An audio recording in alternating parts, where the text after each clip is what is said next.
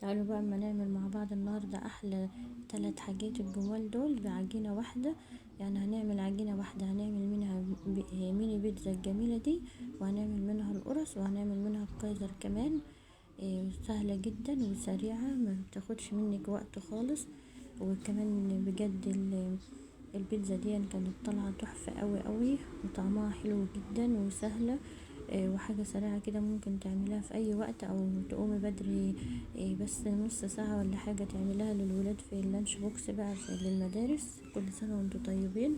شايفين الجبنة مطة فيها وجميلة اوي ازاي، والعجينة بتاعتها بجد كانت حلوة جدا جدا وطعمها حلو اوي اوي. يا ريت يا حبايبي تكملوا الفيديو للاخر. اهو كايزر اهو كمان عملنا كايزر كده، بس كان لسه سخن جدا، مش قادرة ان انا افتحه، بس اتفتح يعني، وكان قلبه هش وجميل خالص. تقدري بقى تحط فيه جبنة رومي لانشون او اي حاجة انت عايزاها، اهو جميل جدا اهو. اول حاجة معانا كيس خميرة، هننزل عليه بمعلقتين سكر، وهندوبه كده بربع مج مية، وهنركنه على جنب يتخمر كده ويرتفع. اما نكمل بقية المكونات. ومعانا هنا كوباية لبن رايب. اللبن الرايب في الوصفة دي حلوة قوي قوي، بيخليها طرية جدا وقلبها هاشش. اهو كوباية واحدة لبن رايب كده. ومعانا تلات معالق سمنة وتلات معالق زيت. يعني المكونات كلها حاجة بسيطة جدا يعني. اكيد يعني كل بيت فيه 3 معالق سمنة وتلات معالق زيت، وهتعملي احلى حاجة لولادك من ايدك. كده خلاص هنحطهم على النار، بس اول ما يسيحوا نطفي عليهم. وهنا كيلو دقيق، وعليه باكت او 2 فانيليا ورشة ملح، وهنقلب كده مع بعضه.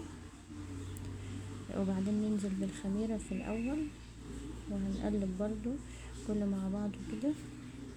لو وصلتوا هنا يا حبايبي وعجبكم الفيديو بقى، ما تنسوش اللايك. واللي اول مره يشوف القناه يا ريت ينورنا بالاشتراك، وصلوا على النبي كده يا حبايبي وانتوا بتتفرجوا. نزلنا بكوبايه اللبن وهنقلب برضو.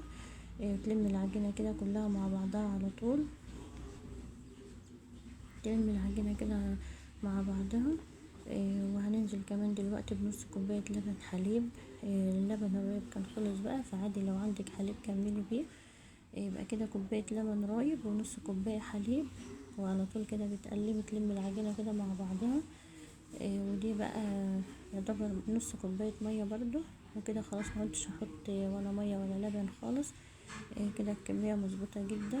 وهنا الزيت والسمنة بتوعنا اهو. نزلت كده بنص الكمية الاول على العجينة. لما العجينة تشرب الكمية اللي انا حطيتها دي، هحط كمان معلقتين 2 بس. يبقى كده هو كمان فاض منهم يعني 3 معالق زيت و3 معالق سمنة. كده العجينة خلاص اتلمت معانا كده وبقت جميلة ونعمت وبقت حلوة جدا اهي. تدهني كده الطبق دهن زيت، ودهنة على وش العجينة برضو، وتغطيها وتسيبها ترتاح كده نص ساعة. وبعد كده بقى تجيبي بقى الصينية بتاعتك وتدهنيها برضو دهنة زيت، وتعملي تقرصي بقى العجينة بتاعتك كده على طول. كور كده قد البرتقانية الصغيرة كده، ولا كبيرة ولا صغيرة. وكده بتلمي العجينة كلها على طول كده، وهي زي ما انت شايفة الكرة كده وراها كده، وتلمها من تحت بايدك كده وترص على الصينية. يعني قد البرتقانية الصغيرة كده يعني، ولا ميزان ولا حاجة. بعينك كده تظبطي كل القرصة قد بعضها، وتلمها كده من تحت وترص على الصينية. وبعد كده لما تخلصي برضو لازم تغطيها. اهم حاجة تغطي العجينة على طول عشان ما تنشفش منك في كل مرحلة.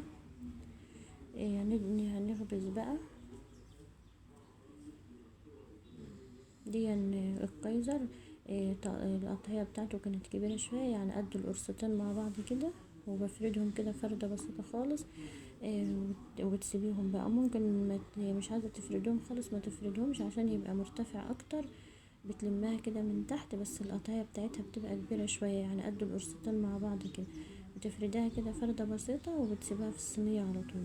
عايزة تكورها كده وتسيبيها على طول هيبقى عالي اكتر، تعمليها كده يا حبيبتي عادي مفيش مشكلة. تعالوا بقى نخبز القرص دي. صينية كده برضو لازم تدهنها زيت، ما تنسيش دهنة الزيت ده عشان القرص ما تلزقش. وبتاخدي الكرة كده وبتفردها كده فردة بسيطة بايدك كده على طول، بتسويها تلف كده حوالين القرص اهي جميلة اهي. والسمك كده كده كويس قوي. تفردها كده على طول وترصيها كده جنب بعضها، وتسيبي فراغ كده بين كل قرصة وقرصة عشان لسه هتختمر. وبعدين يعني اخبزي القرص وحطها في الصينية على طول، ما تنقلهاش من مكان لمكان عشان تفضل كده مرتفعة وحلوة. كده خلصنا كمية القرص كلها هي والكايزر وكله. تعالوا بقى نعمل يعني ميني بيتزا بقى. يعني كانت حلوة أوي بجد وعجبت الولاد وكان طعمها حلو جدا جدا. وبنفس العجينة دي كنت عاملة لها كده 3 قطعيات ميني بيتزا، يعني كبيرة شوية برضو كده، وبفردها عادة خالص اهون وسط كده، يعني زي ما انت شايفة كده، ولا كبيرة ولا صغيرة، وسط كده، وبفردها على طول. شكلها جميل اهي. تعالى بقى نعملها صلصة. بديل الصلصة كده معلقتين كاتشب، حط عليهم توم وبصل بودر نص معلقة صغيرة ونص معلقة زعتر، كان طعمه جميل والله. جربوها يا حبايبي كده بالطريقة دي، ولو حد عملها بالطريقة دي يقولي. بتقلبوهم كده في بعض وبتفردوهم على البيتزا كده، وبتفردها كده على الميني بيتزا زي ما انت شايفة. يعني قدهم كده وبقوا على قدهم بالظبط وحلوة جدا. والحشو اللي عندك بقى في التلاجة تطلعيه، لانشون بقى، جبنة رومي، اللي عندك بقى.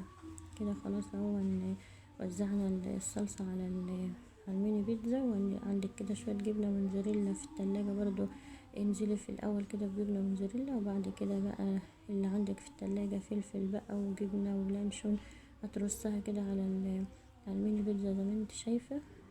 سهلة خالص وسريعة، ولا عملنا صلصة ولا عجينة لوحدها ولا اي حاجة.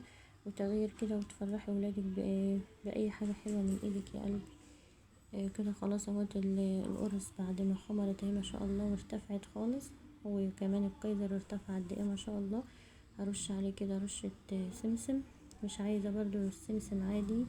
والتسوية بقى هتدخله الفرن يكون حامي رف اوسط، والنار شغالة من فوق ومن تحت. وتدخلوا القرص كده على طول، وتاخدي بالك منها على طول لان ما بتاخدش وقت. اتحمرت من فوق تطفي عم تتحمر من تحت، والعكس اتحمرت من تحت برضو تطفي لما تتحمر من فوق. وتكوني واقفة على طول، ما تسيبهاش وتمشي لان هي ما بتاخدش وقت. كده بنكمل البيتزا الميني بيتزا هو. وهنرش بقى على الوش رشة جبنة موتزاريلا برضو. هنرش على الوش كده رشة جبنة موتزاريلا على طول كده، ودخلها الفرن برضو على نفس الحرارة. هما كلهم ما بياخدوش اي وقت في التسوية ولا حاجة، لان الفرن بيبقى حامي على طول.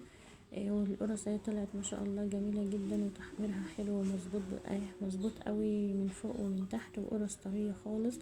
وقلبها هشش وجميل زي ما انتوا شايفين اهي، قلبها هشش وحلوة قوي. اول ما بتطلع كده بتدهنها، ترش عليها كده رشة مية خفيفة وتغطيها عشان تفضل طرية. اهي ما شاء الله التسوية بتاعتها جميلة جدا من فوق ومن تحت. وقلت لكم بقى على التسوية في الفرن ازاي، وان انتوا اول ما تطلعوها تعملوا فيها ايه.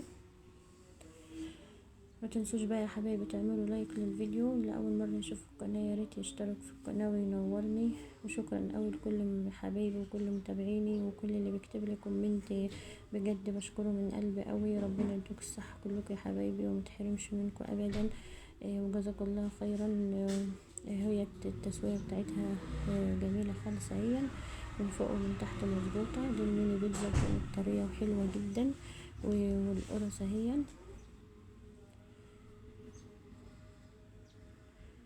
يا حبايبي، والله بجد كان طعمها حلو قوي. يا ريت تجربوها، ويا ريت اللي حد جربها بالطريقه دي ان يكتب لي في الكومنتات ويقول لي ان انا جربتها بالطريقه دي. ولو حد عجبه الفيديو يا ريت يشاركه مع حبايبه واصحابه. ودي الكايزر طلع هو برضو كان جميل خالص، بس هو كان سخن فعلا جدا وانا مكنتش